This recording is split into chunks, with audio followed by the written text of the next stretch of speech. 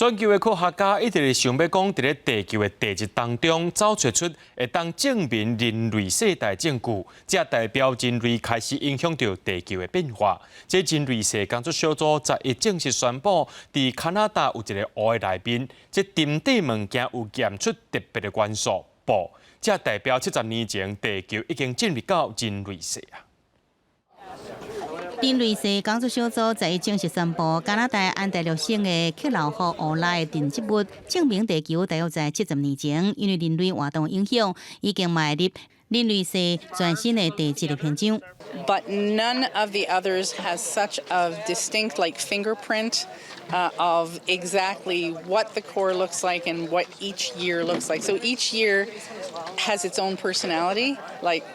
people. 随上人类世概念在29到20世纪初期就捌出现，一直到得到1995年诺贝尔化学奖的物理学者克鲁称，在西元2000年正式来提出。人类世工作小组指出，1950年代叶布切奇所释放的钋元素是进入人类世清楚标记，已经在克鲁河湖的核心沉积物样本内底被发现。1950s,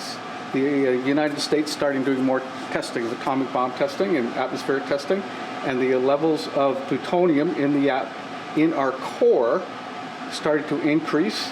另外，克鲁河湖内底也发现化石燃料加肥料的沉积物，甚至发现塑胶微粒，这拢是人类活动影响地球地质的证据。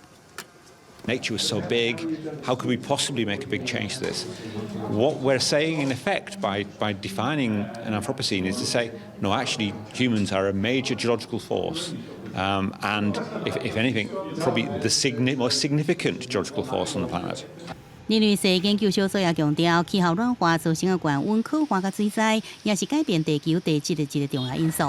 地球地质46亿年的演化，经过侏罗纪、白垩纪，照到11700年前开始的全新世。即阵人类世也未得到国际地质学委员会正式的承认，一旦若是得到认证，人类世正说地球地质全新的时期。《公视新闻》郑元庆编译。